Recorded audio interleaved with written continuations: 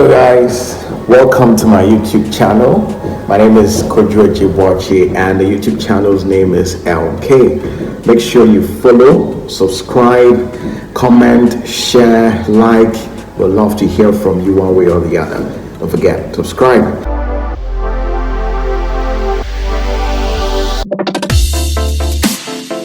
Today is one of those days where Ghana, like any other country, 4 years or 5 years or even 7 years, go to the electoral polls and decide who becomes the next president. For us, it's a 4-year mandate, and a certain president can only have 2 terms, which means put together you can only have 8 years. That is 4 years 2 times. As it stands now, 2020 is one of the most keenest contested election in Ghana for a number of reasons. First, is the first time that a past president is or an ex-president is contesting to come back as a president. It's also the first time that a certain president is being contested by a former president. So that's basically the whole thing. And the issues were high, the stakes were high, lots of tension, lots of issues being talked about. Some of them topical issues, others to just personal vendettas and whatnot. So going into this election, it was going to be one of the hardest. And for the very first time too, Ghana was going to have 12 candidates competing to become its president in 2020 or 2021. But elections were held and the results came out, and the sitting president, Kwadwo, won. So he maintains his presidency, which means he's going to go for a second term. It was also the first time that a president in the Fourth Republic had only had 1 term and had been voted out. So he was hoping to come back. That is John Mahama. And it didn't look like it happened. Well, as it stands now, the elections are being contested. And there's calls of issues here and there, issues with the tabulation from the Electoral Commission, EC for short. And social media is awash by people who are just not happy about how things have turned out. Almost 5 people have died as a result, and there are calls for some bit of investigations to go into that matter. And those who are aggrieved are not happy with the results. Bit of incitement here and there, calling on people not to give in at all and protest and whatnot. There's been lots of demonstrations that have been going on. Even today, as I speak to you, there was demonstration that happened by the biggest opposition, the National Democratic Congress, NDC. So this is what's happening in Ghana, but that's just on the side. I want us to talk about one of the known, plays where the sitting ruling party, the New Patriotic Party, NPP, have a stronghold. That is Sekondi-Takoradi and its environs. I just want to share with you why NDC cannot win and why NDC winning somewhere in Sekondi-Takoradi and its environs will be detrimental to NPP if there is a flip. So that's basically what I want us to share. So Sekondi is a constituency. Takoradi is also a constituency. Effia is a constituency. Kwesimintsim is also a constituency. Essikado-Ketan is also a constituency. These are places, guess what? All ruled by NPP candidate, or NPP has a stronghold for as long as I could remember, and me speaking from experience, because I know very well how the political terrain is in Sekondi-Takoradi and its environs. I've been a media person almost 10 years now, and I've covered elections 2 times over there. So I know how it is election-wise in that terrain, Sekondi-Takoradi and its environs within the western region. Sekondi is the stronghold of the NPP. Currently, it is Andrew Ejapa-Mensah, who is the Member of Parliament there. If you go to Takoradi, we have K.A.B, who is the MP for that place. If you go to Effia, we have Joseph Kwadwo, who is the MP for Effia. If you go to Kwesimintsim, it is now Dr. Prince Amma. And if you go to Essikado-Ketan, it is Jogati. Now, Jugate is a strong member of the New Patriotic Party. Japamesa has also been very instrumental, being in the first term in office. He's been here and there. You hear him always defending the NPP, has become one of the spokesperson for the party as well. Of course, Kobi Otridako becoming the Deputy Minister for Aviation, and now the Regional Minister is also a stronghold. We have Joseph Kwadwo, who is very, very active in the energy sector as well. So that's that. And we have Prince Sama, who with years, scores of years of educational background in educationist himself, also doing massively well in the entrepreneurial sector, comes in after occupying a government agency, and now he is going to become the member of parliament there. Before him, there was the Joseph Mensah, who he unseated in their primaries. And so it is the tradition that is going on. It is the NPP tradition that is going on. Well, with the 2020 elections, a lot of things have happened. There are some protests, there's some contestation with regards to Essikado-Ketan specifically, because the NDC, member of NDC candidate who was competing against Jogate for the Essikado-Ketan is not pleased with the result that had come. She believed that some level of rigging happened, for want of better words. And so she's contesting that. In fact, lots of people there believe that some level of shadiness happened there. And there are a lot of things that happen on social media for you to know that. But then again, somebody will say you're not on the ground, so you can't tell. Well, that's true for one, but I used to live close by. I used to live at Agyei.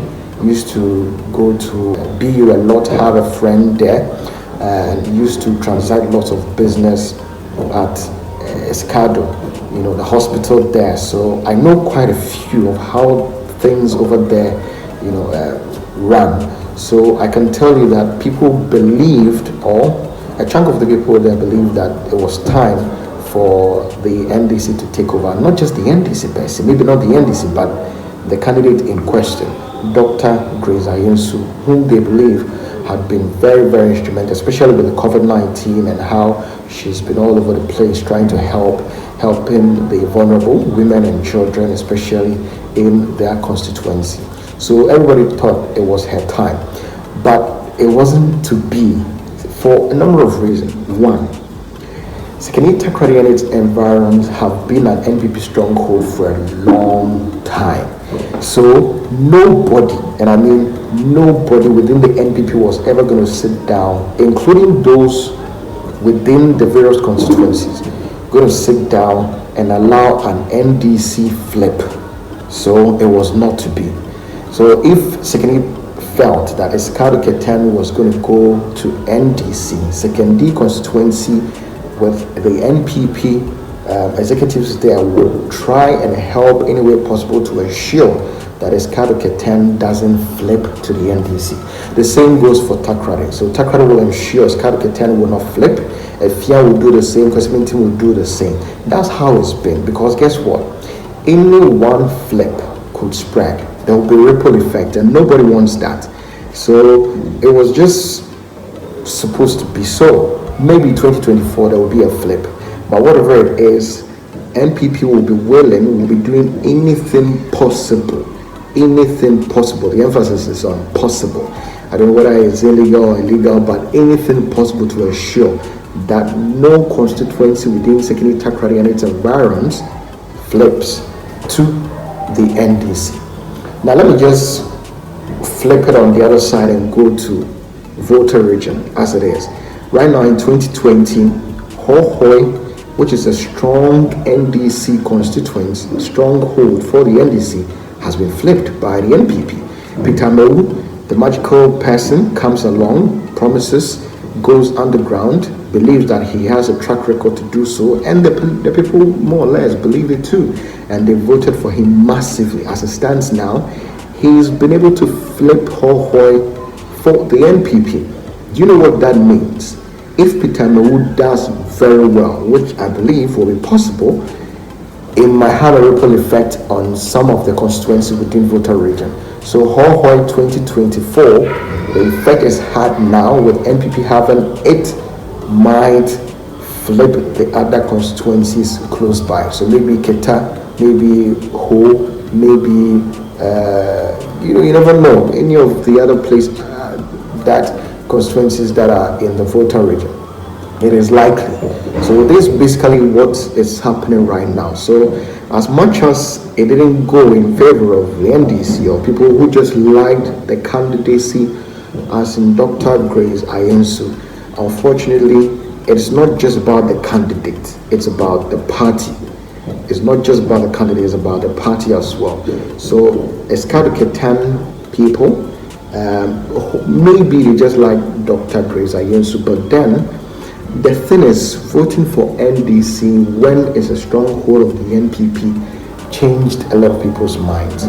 Maybe you voted for Grace Ayensu, Dr. Grace Ayensu. Let's see what happens when she contests the EC results in court and whatnot.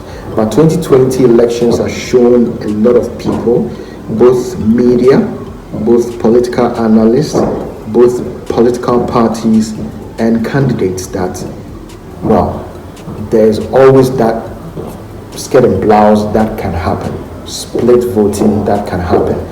A voter can decide to vote for an NPP presidential candidate and decide also to vote for an NDC parliamentary candidate. And it's been shown in this, or vice versa, and it's been shown in the 2020 elections. As it stands now, there's been a lot of permutations on how many members of parliament any of the two political parties have in parliament going into the 8th sitting. So that's just one of those things that you and I must have a look at. But for NPP to allow any of their constituencies within Sekondi-Takoradi and its environs to flip to the NDC, I don't see that happening. Even in 2024, when I know will be a very good year for Dr. Grace Ayensu, it would be very hard. By then, do you know what the NPP would do?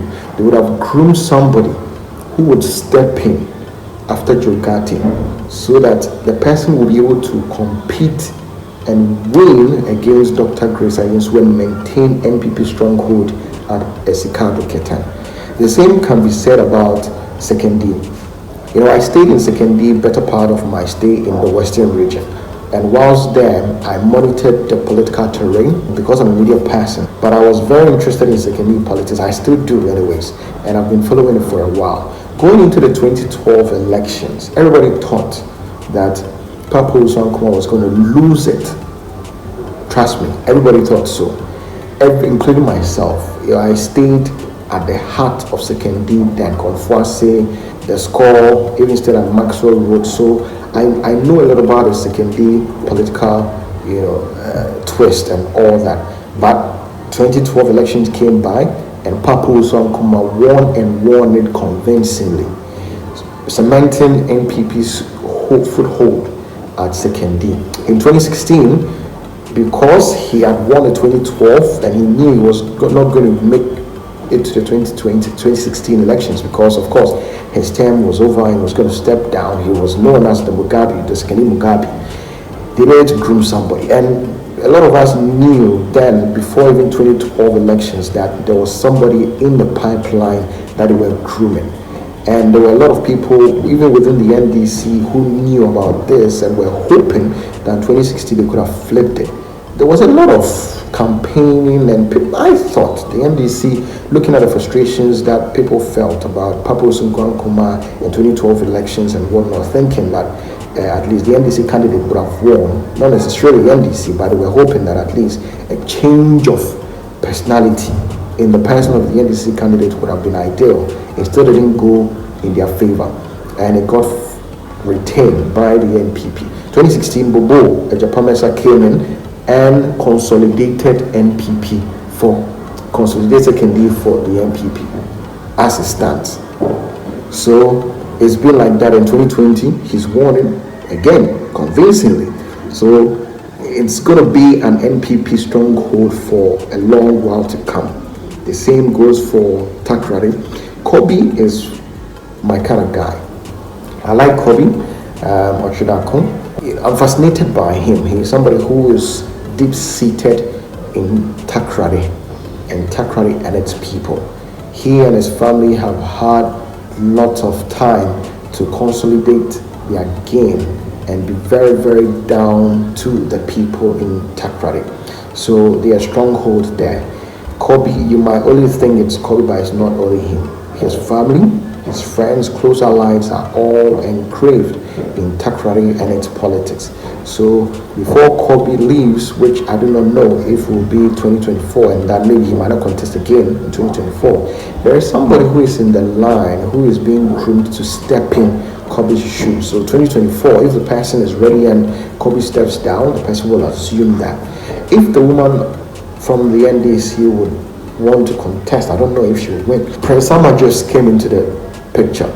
So for him, he needs to prove a point in 2020 and maintain his stand and win again in 2024. And people believe he will do well. If as time goes on, he does well and get a ministerial appointment, it's feather in his cap as well. Joseph Kwadwo is also one strong person who is down on the ground, very, committed to the youth. You might think that he needs to just no. He's an underground person, so he's also there. And with a couple of things that he's been doing and all of that, he's still some. So I don't know if he want to go in 2024, but whatever it is, they'll always groom somebody to step in for the NPP in Sekondi-Takoradi Metropolis and its environs. So this is just about the things to know about Sekondi-Takoradi and its environs, and why NPP has a stronghold there, why NPP will do anything possible to ensure that it remains their stronghold and that is not flipped by the NPP or any other party for that matter.